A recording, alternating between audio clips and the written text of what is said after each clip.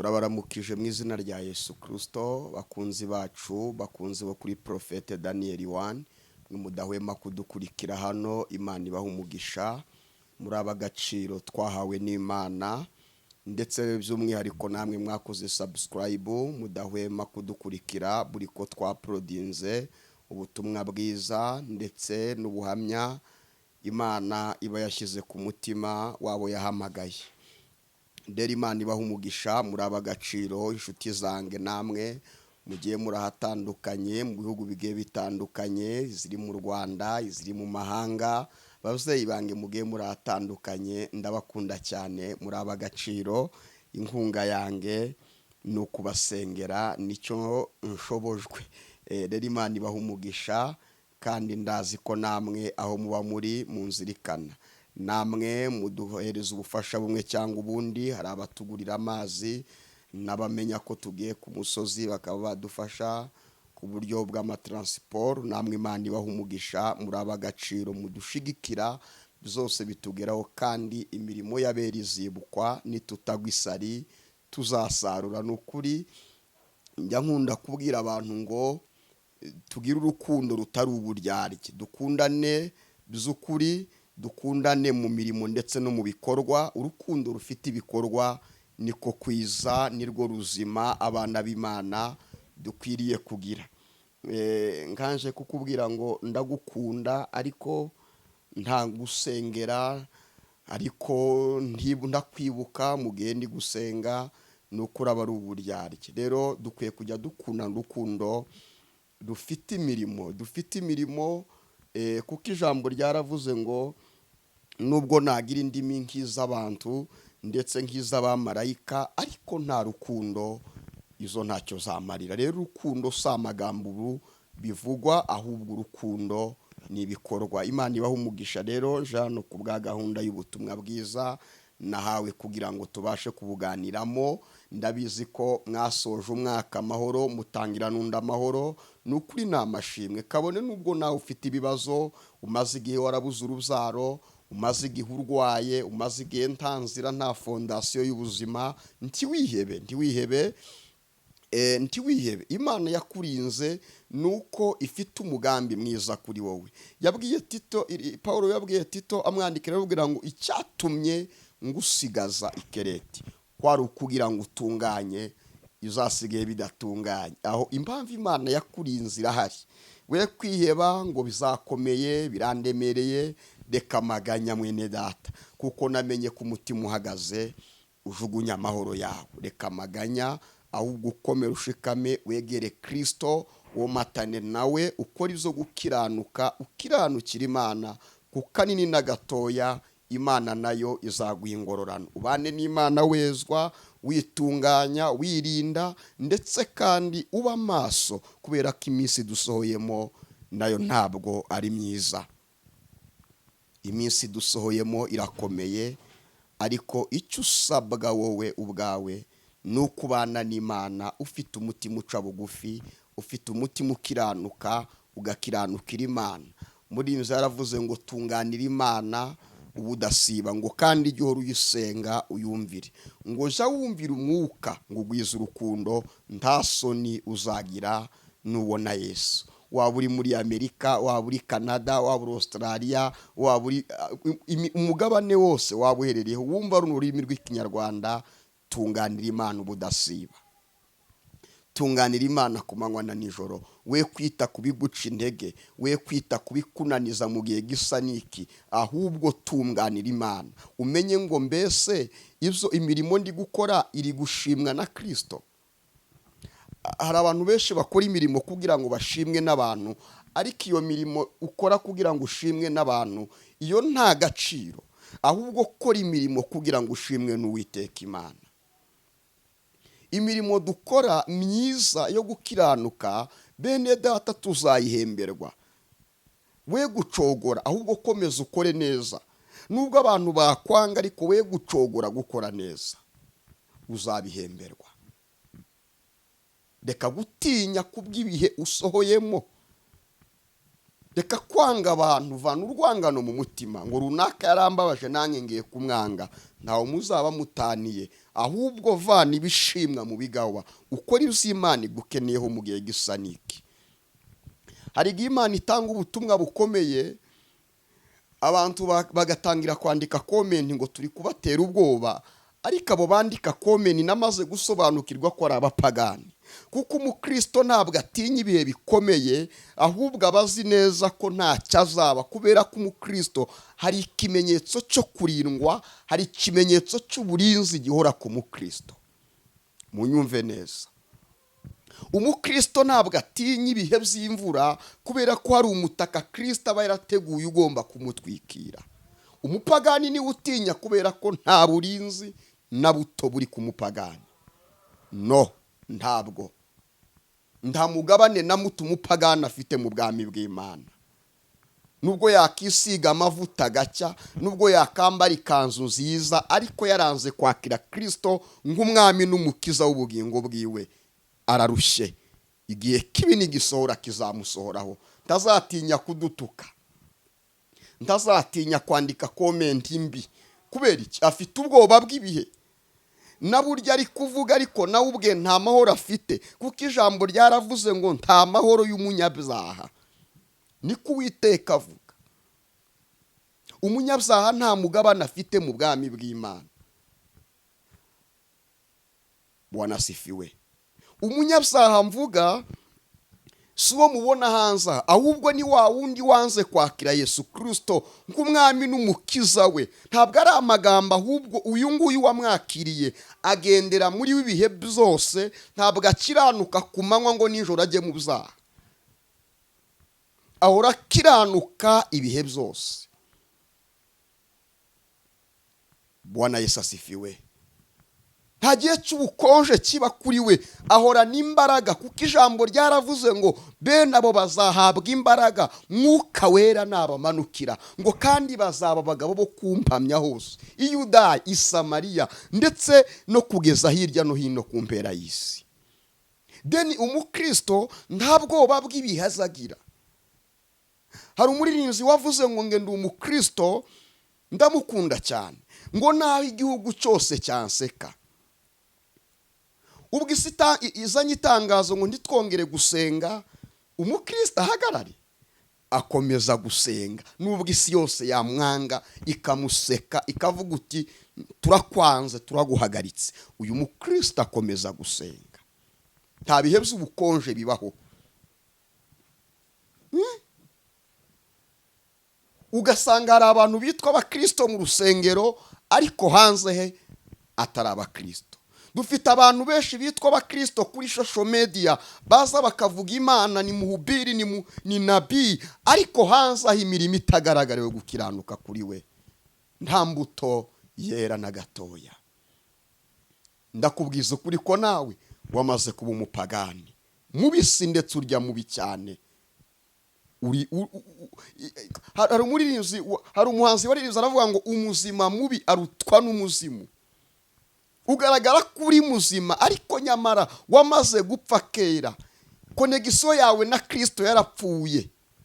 Kurayoza abantu b'Imana, ariko garuka mwene data.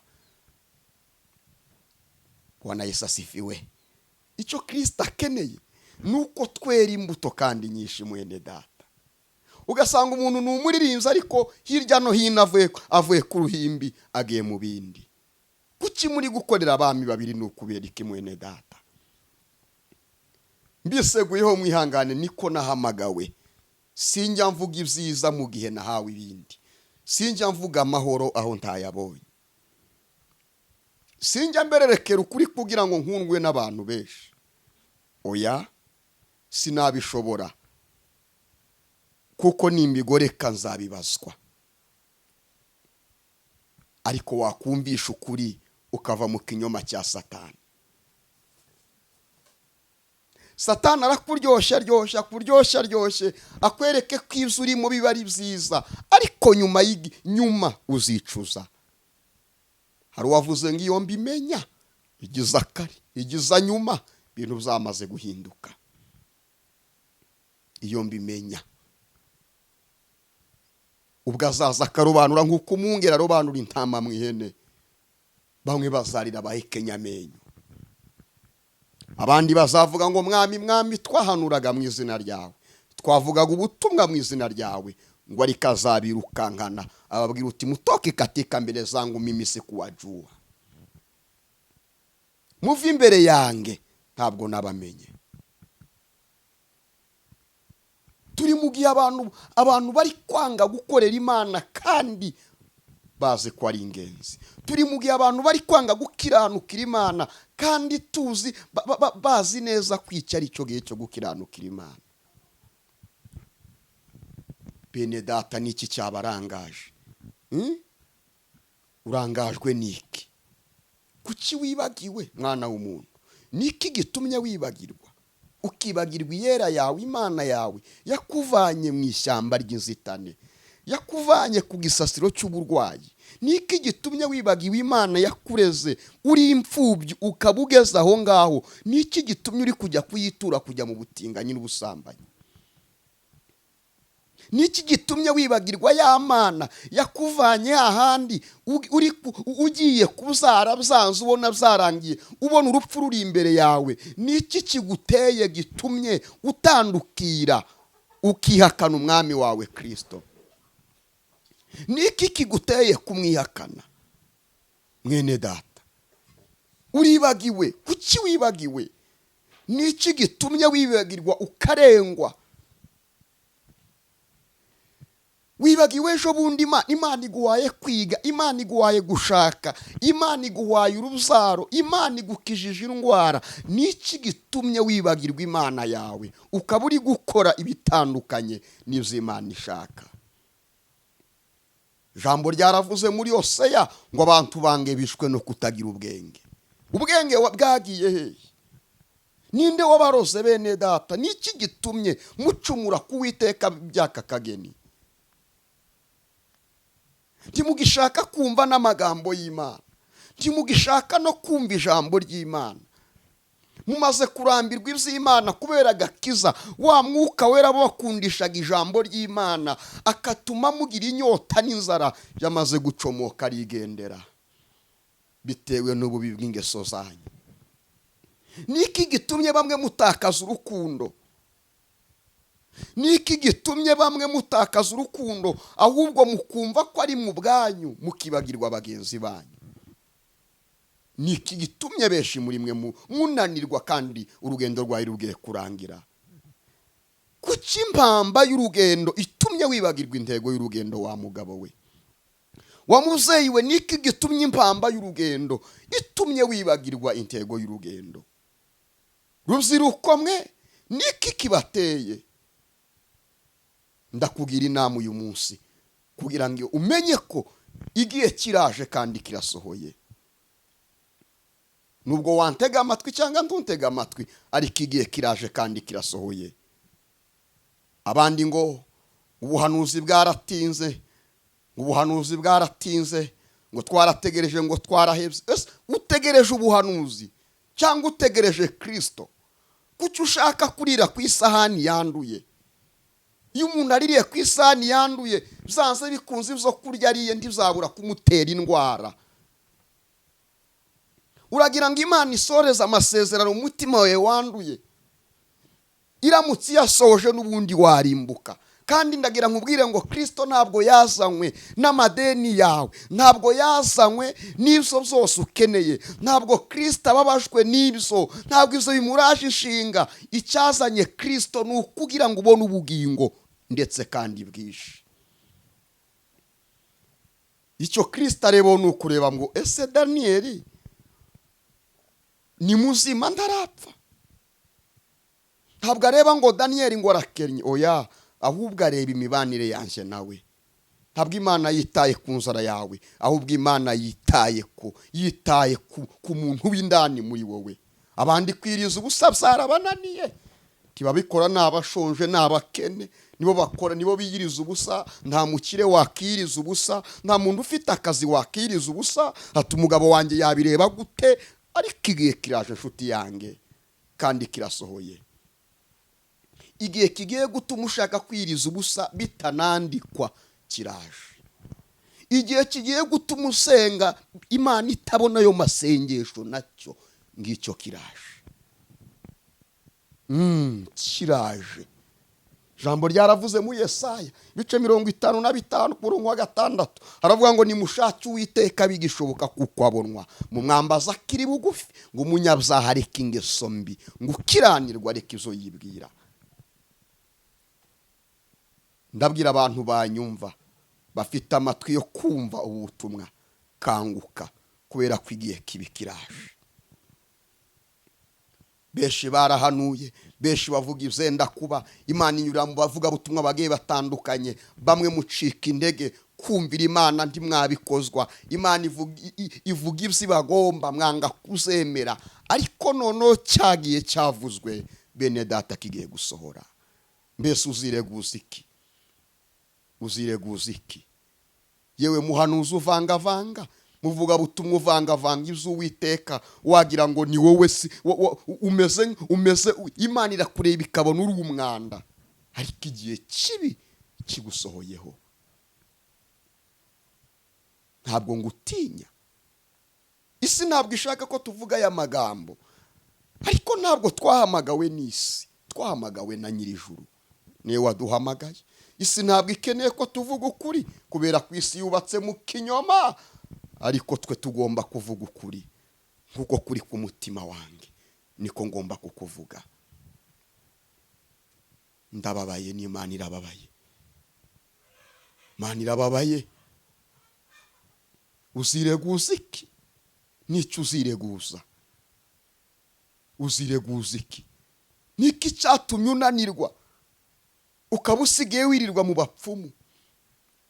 Niki cyatumye unanirwa ukaba usigaye wirirwa mu bidafite umumaro? Kuki utacyumva inama z'Uwiteka? Mbese nuvunagurika utunguwe, si wowe uzaba wizaniye akaga. Njya numva bavuga, hari umuntu wegeze uvuga ngo Nyabarongo yicu yizaniye.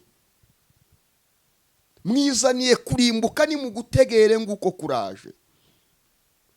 Mwihamagariye ibyago kubera ibyaha mwinjije mu mitima yanyu, nimutege yombi muzakire ngivyo biraje. Mwihamagariye ibibi kubera ubusambanyi ndetse n'ubutinganyi mwinjije mu midugudu yanyu, ngivyo ni mubitegereze biraje. Nimwe mwihamagariye ibibi ngivyo bibagezeho. Yewe munyamoko warabyihamagariye kubera amoko ya guca imanza ndetse n'ibindi bigiye bitandukanye, tegera ngivyo ma biraje bikugezeho. Wakamije urukundo muri wowe, ibibi wihamagariye ngivyo bigusohoyeho. Ndavuga ntambuka. Herutse gutangara, Imana iherutse kunsura inyereka abantu bari gusenga benshi cyane, ariko mbona imitima yabo ndatangara. Tugeze ku rwego abantu bashaka ko tubabwira ivyo bo bashaka, ariko ivy'Imana ntibabikeneye. Dukeneye umuvuga butumwa tubwira ivyo dushaka, ariko ivy'Imana ishaka no ntitubikeneye. Bya bindi vy'Imana udashaka ngivyo bigukozeho, bigiye gusohora ku murongo zose uko bikurikirana. Iteraniro ry'abantu benshi, ariko mbona muri iryo teraniro mu gitaramo kinini cyane abakeneye ivy'Imana, kumva ivy'Imana ishaka kuvugana nabo nimbarwa. Ariko abakeneye ko babwirwa ivyo bo bashaka, visa birakemutse, ubonye amafaranga, wubatse inzu, amateka yawe arahindutse, ntuzapfa uzarama, ivyo nivyo mukeneye kumva. Ariko Imana ikeneye kukubwira, iri kukubwira ngo tunganya inzira zawe, kubera kigiye kiraje kandi kirasohoye. Ubwo abasenga data bamusengera mu kuri no mu mwuka, kuko data ashaka ko be nabo ari bo bamusenga. Urihishahisha, uraja gusenga ufite uburozi, uraja gusenga warasambanye, uravuga ngo mwihangane. Ari abantu mumpamagara simbitabe, si ukubera ko mba nabasuzuguye, muge munyihanganira. Mugihe umpamagaye ukambura, siga ubutumwa nibiza kuba ngombwa turaza kuvugana. Mba nkeneye abantu mumpamagara mufite intego, narabivuze, nziza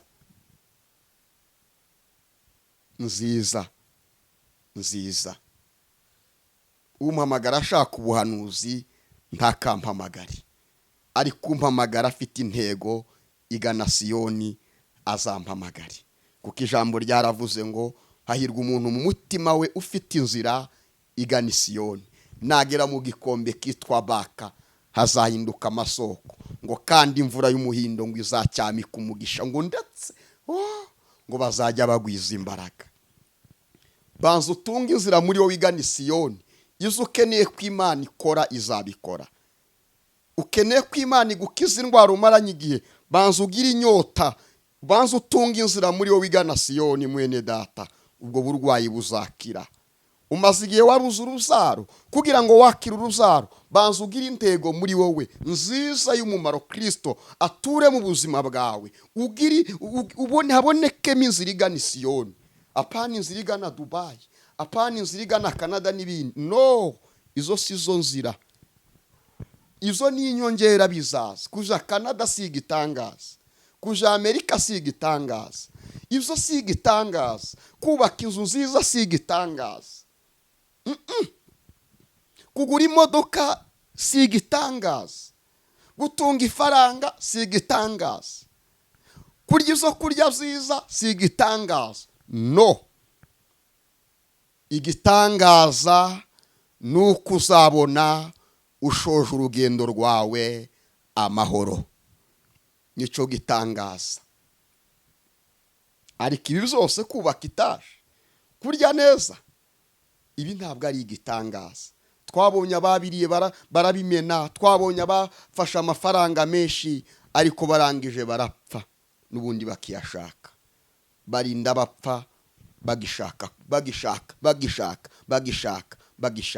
Icy'agaciro ni ukumenya mbese Kristo aramutse ampamagaye nasoza urugendo rwanje amahoro.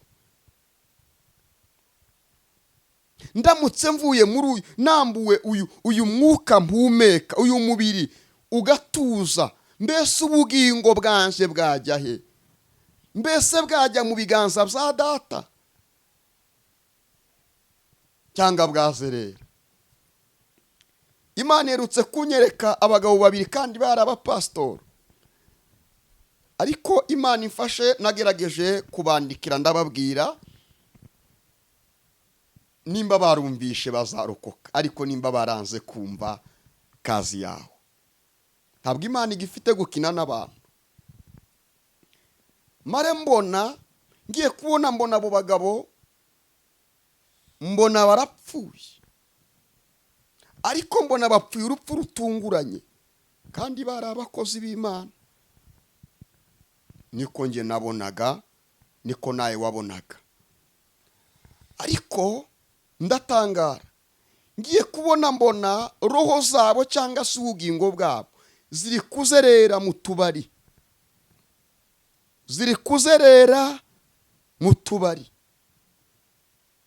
Bishatse kuvuga ngo izo wirirwamo nizo bigiye gutuma uvunagurika utunguwe kandi ukarimbuka. Izo wowe wirirwamo, reka mbabwire, igihe cyose uzahora mu byaha umenye ngo nta burinzi bw'Uwiteka buzaba bukikuriho. Isaha n'isaha Satani yakwiba, isaha gusa Satani ashobora kukwiba ukarimbuka.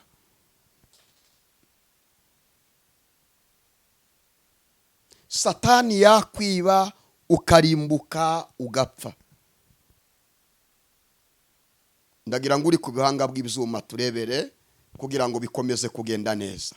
Satani yakwiba ukarimbuka.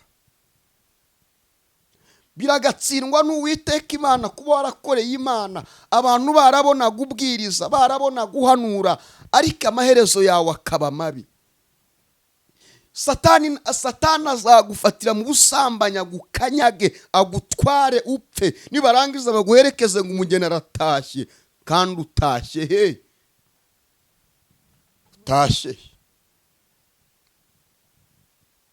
Utashye he? ijambo ryaravuze ngo nanjye nzabakina ku mubyimba ngo mwagize ibyago ngo kandi nzabaseka izo mwatinyaga bibagezeho. Nzabakina ku mubyimba mwagize ibyago ndetse nzabaseka icyo mwatinyaga kibagezeho.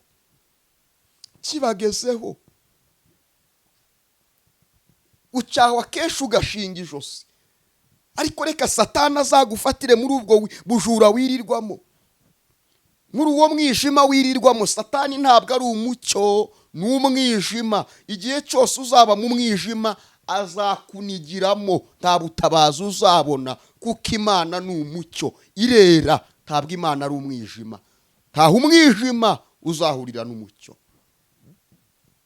Igihe cyose wanze kwemerera umucyo, umenye ngo Satani azakujwigiriza urimbuke. Kandi abantu bari bazi ngo uri umubiri, abantu bari bazi ngo uri pasiteri, abantu bari bazi ngo uri nani, ariko nutihana iherezo ryawe rigiye kugera. Dukorere isi nk'abazayiva mu bene data, dukorere ijuru nk'abazaritaha.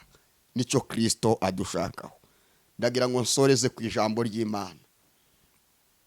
Dusome hano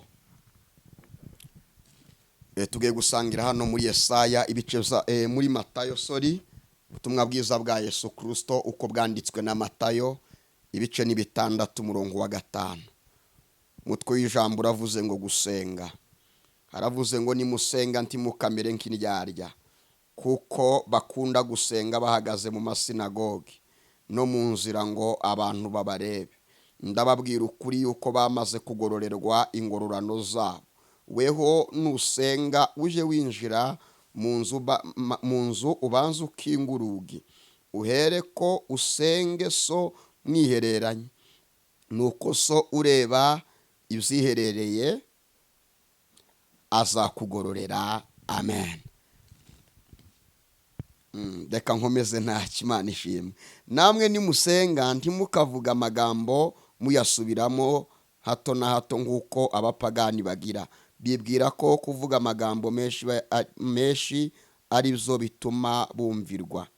Nuko ntimugase nabo, kuko so azi ibyo mukennye mutaramusaba. Nuko musenge mutya muti: Data wa twese uri mu ijuru, izina ryawe ryubahwe, ubwami bwawe buze, ibyo ushaka bibeho mu isi nk'uko bibaho mu ijuru. Uduhe none ibyo kurya byacu by'uyu munsi, uduharire imyenda yacu nk'uko natwe twahariye abarimo imyenda yacu. Ntuduhane mu bitwoshya, ahubwo udukize umubi, kuko ubwami n'ubushobozi n'icyubahiro ari ibyawe none n'iteka ryose. Amen. Kugira ngo ducunguze uburyo umwete, dusome n'ubundi Matayo 7 umurongo wa 13.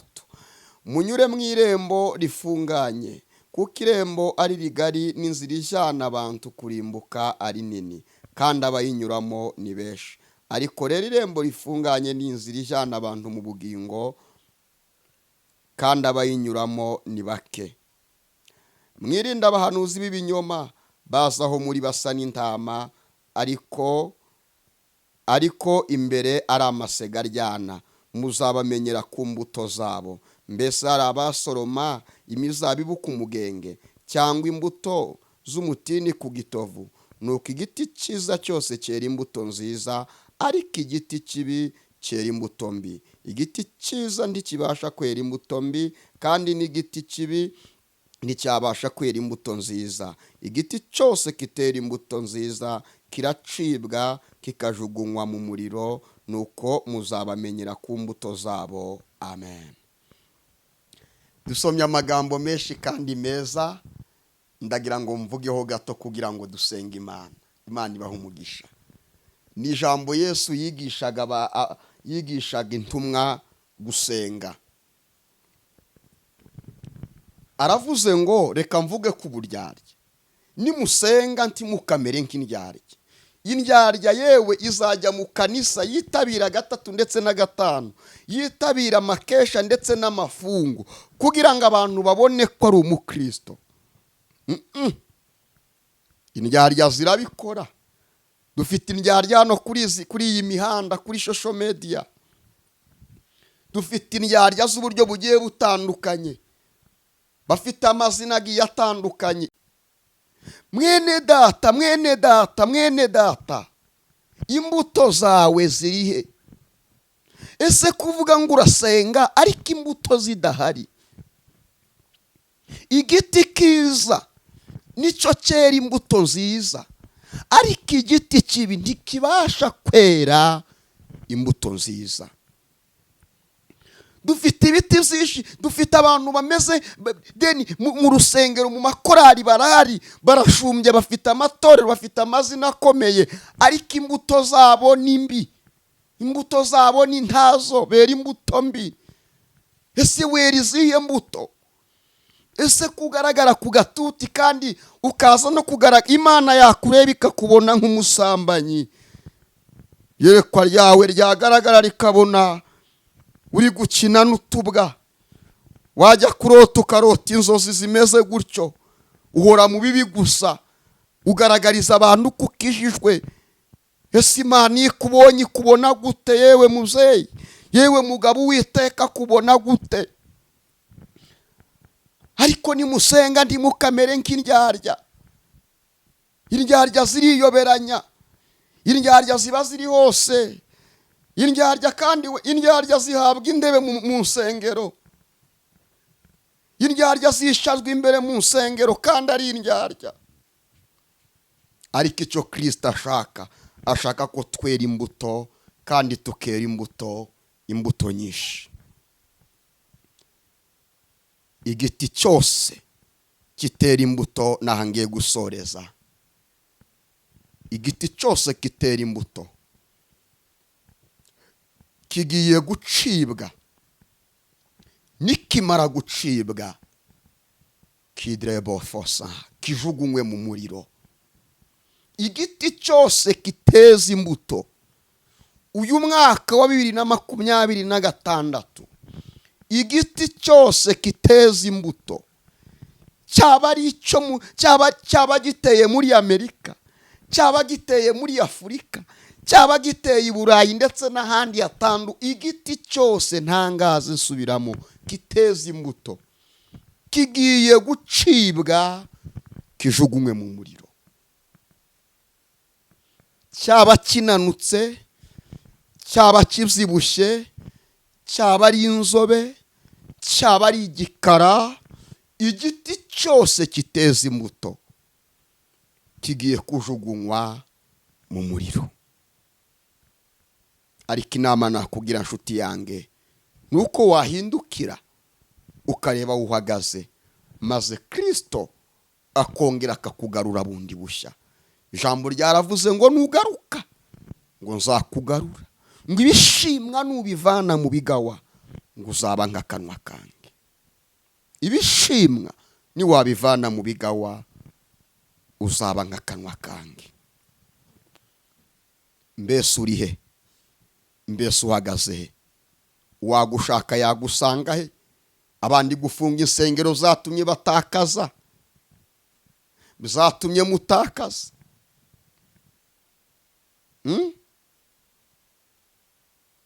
Yewe, ese insengero niki? Ese ukizwa kubera ADPR ifunguye? Ese uzakizwa kubera Katolike ifunguye? Ese uzakizwa kubera ko church runaka ifunguye?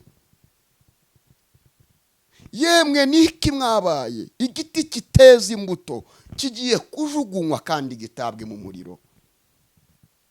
Icyambira ijambo rigakora ku mutima wawe, ukareba uhagaze, ukareba uhagaze. Benshi ndi mugikeneye kuzumva, ariko igiti kiteza imbuto kigiye gucibwa kingizwe mu moto. Cyaba cyarize, cyaba kitarize, kizi by'imirwanire kitabizi, ariko igiti cyose kiteza imbuto kigiye gucibwa kijugunywe mu muriro. Imana ibaha umugisha. Icuri cyo cyose umenye ngo igihe kiraje kandi kirasohoye. Reka dusenge. ukeneye kwihana, ukeneye kumwizera bundi bushya, wasubiye inyuma ukeneye kongera kumwakira nk'umwami wawe n'umukiza wawe, ukeneye guhindukira, ukeneye kwatura ibyaha ukabohoka, ukeneye gusenga ukongera ukambara imbaraga, urigenzuye usanze aho uri hatagukwiriye, ukeneye kuhava ugatera intambwe Kristo akagusigikira.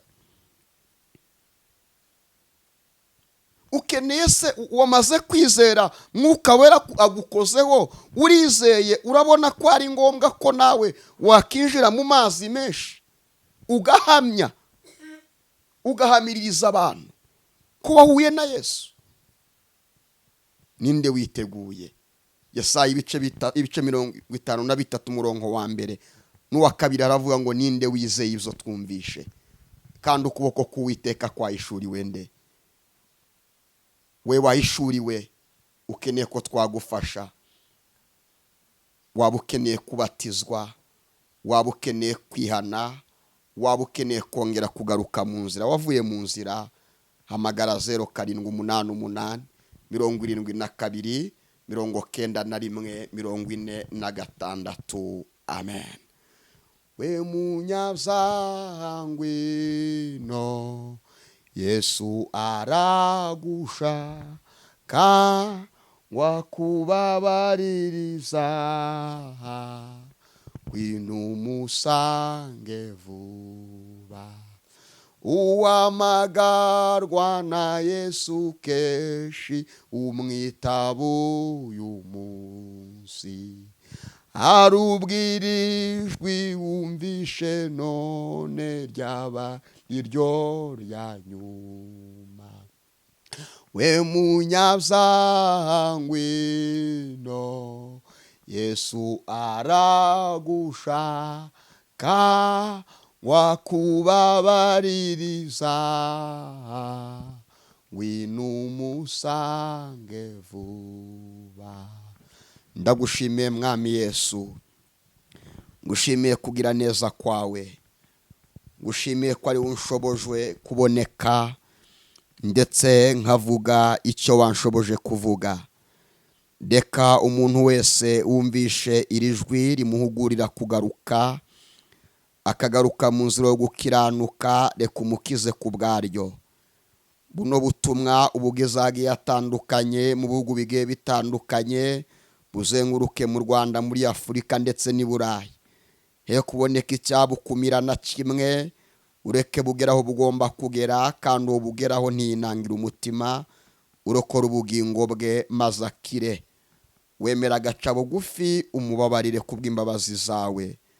Ndasengeye Afurika muri rusange, nsengeye isi yose, nsengeye Mwami ibihugu bigiye bitandukanye, hose hatandukanye. Buri wese ureka akorweho n'ijambo ryawe. Oh haleluya. Ndagushimiye kubw'uyu mwanya mwiza uduhaye wo kumva ijambo ryawe. Mu izina rya Yesu Kristo nsenze nizeye ko ugiye kurishoreza urukundo n'imbaraga ndetse n'Umwuka Wera. Amen. Imana ibahe umugisha. Amen.